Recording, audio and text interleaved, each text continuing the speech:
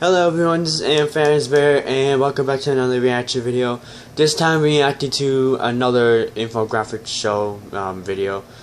The first and last video I reacted to was a Jeff the Killer, explanation about Jeff the Killer.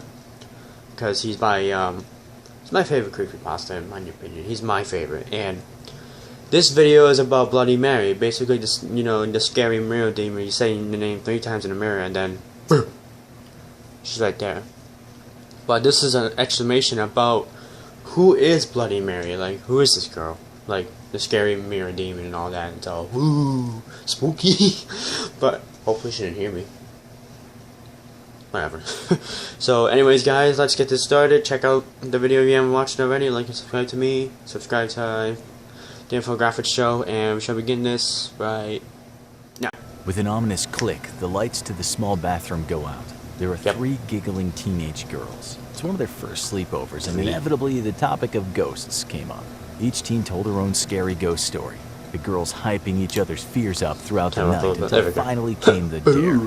It was time to call out to Bloody Mary, perhaps the most famous ghost story. No, the ritual. You don't want to do that. The girl snuck down to the kitchen and grabbed an old candle kept for power outages, along with some matches. Then, cramming into the small bathroom, they lit the that's one of the things you need is the lights. Bloody Mary. The first of 13 incantations is nothing more than a whisper. The ritual to summon this specter requires a slow but steady repetition. Why are you saying it like? Usually you just gotta say it 3 times, and then there's nervous laughter among the girls as they repeat the name a second time, slightly louder. The nervous laughter dies off somewhere around the 7th repetition. The candle's flame, sitting perfectly still until now, suddenly dances for a moment. The girls gasp in shock as a cold chill overtakes the bathroom, but they brush off both events as coincidences. Maybe the AC kicked on outside. It's just AC. Bloody Mary, Bloody Mary, Bloody Mary. 10 repetitions. The whispers loud. Literally just gonna say it 3 times and that's it. Why are they saying it like 10 times? Usually chanting the name at this point. That's not how Bloody Mary works. Last incantation. Last one. They hesitate. Just once more. They're gonna be like. The candle's flame is perfectly still. The house quiet. Bloody Mary. 2 of the girls jump with a start as the 3rd braver member of the trio suddenly shouts out the name for the 13th and final time. See, that was easy. The 3 girls hold their breath, waiting in the dark.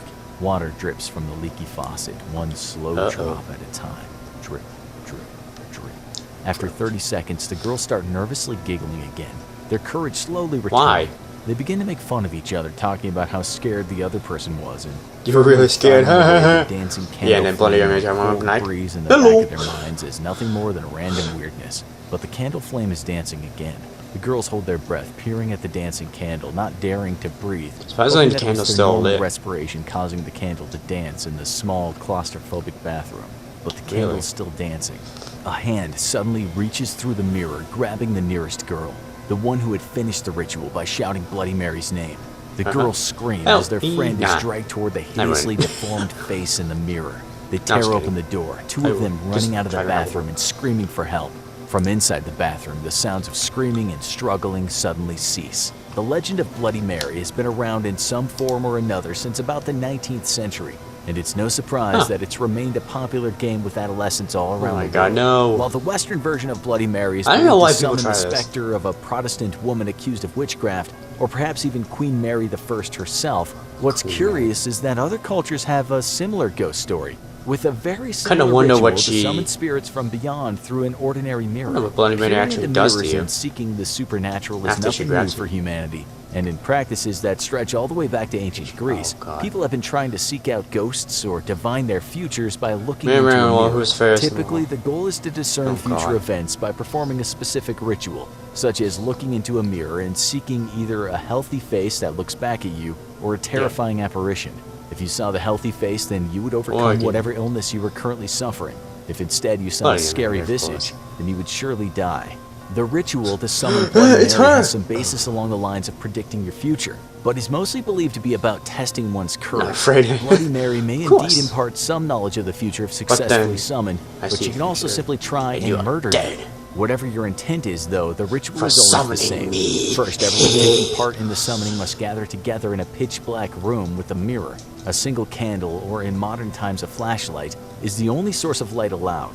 Every other source of light must be completely blacked out, so for obvious reasons, doing the ritual I thought it was just like a candle. Next, you and anyone else partaking in the ritual look into the mirror and makes eye contact with their own reflection. Slowly, you begin to chant the name Bloody Mary, starting out quietly and growing in volume.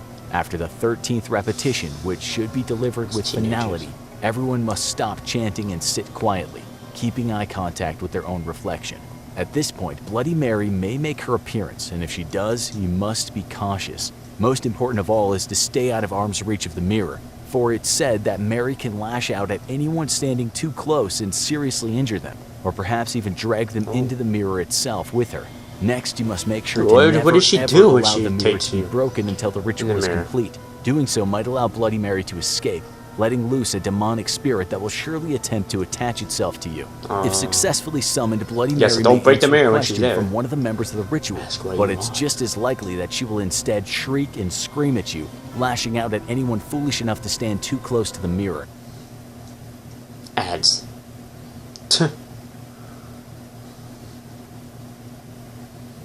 This one I had a problem the last time too. I had an ad problem. Yeah, I don't care. We're back.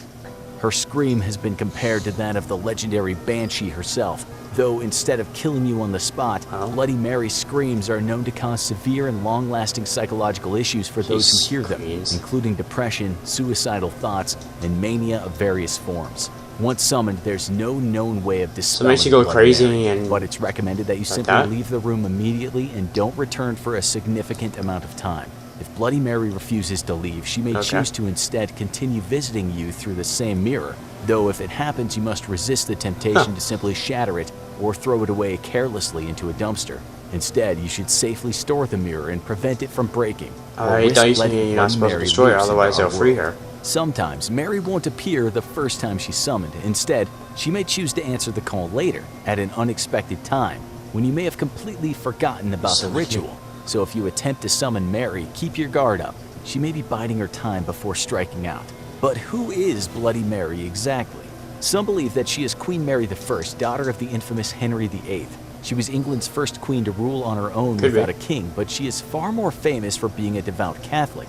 During the English Reformation, English Protestants had splintered off from the Catholic Church, and Mary didn't take kindly to that. By the time she died from an influenza pandemic in 1558, she had executed hundreds of Protestants for refusing to recant their faith. Even for the normally bloodthirsty English, Mary's executions were too much, and often seen as being overly cruel in their methodology. Most people sentenced to burn at the stake were strangled before burning, but Mary often refused to offer such mercy and burned men and women alive. The next suspected Bloody Mary was Mary, Queen of Scots. This Mary lived a rather tumultuous life, used as a political pawn by various men seeking the throne thanks to her legitimate claims to both the Scottish and English thrones. Eventually, Mary fled and sought protection from her cousin, Queen Elizabeth I. But instead of finding hospitality, Mary was imprisoned for 18 years by Elizabeth. Eventually, Mary was accused of being part of the plot to overthrow Elizabeth, and she was executed.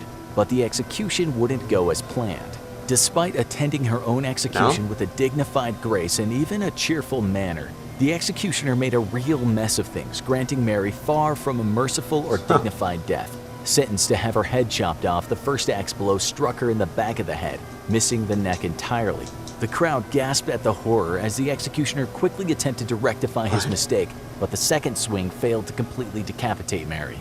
With blood gushing everywhere, the executioner was forced to saw away at the sinew that still kept the head attached to the neck, and eventually Mary bled to death. The last Bloody Mary candidate is perhaps the most bloodthirsty, and probably who the real legend is based on. After all, this Bloody Mary suspect more than lived up to the bloody reputation.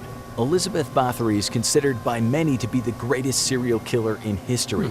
Known as the Blood Countess, Elizabeth Bathory would routinely invite young peasant girls to her castle under the guise of caring for them. Peasant families would gladly send their daughters away, confident in the better life that they would have learning to be servants for nobility rather than forced to back-breaking farm labor. The truth, however, was that none of the girls would live for long. Bathory's cruelty knew almost no bounds, and she routinely tortured the young girls she took in. Eventually, she killed all of the young girls in the nearby villages, forcing her to look for victims further away. She visited countless horrors on her victims and was fond of taking baths in blood of the young girls, believing the act would rejuvenate her and reverse aging. It's not known how many girls Bathory killed, but it's estimated to be in the hundreds, which in our opinion makes her the likeliest Bloody Mary candidate of the three. The real question though is if you're brave enough to try and summon her yourself tonight. Or maybe you did years ago, thinking it was nothing more than a childhood game, not realizing that Mary could simply choose to wait to answer your summons until you're no longer expecting it. Like perhaps the next time you wake up in the middle of the night for a quick bathroom trip. Our advice? Don't stand too close to the mirror. Ready for more terror? Check out Laughing Jack Explain, or click this other video instead. Those are one of the videos I have planned to react to as well. Laughing Jack.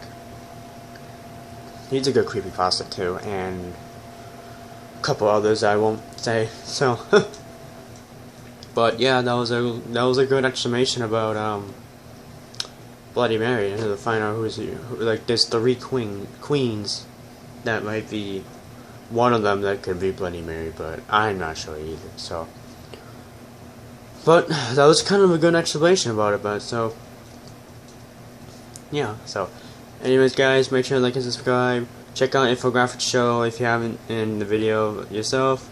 I'll see you guys in the next video. Bye, guys. Alrighty, bye.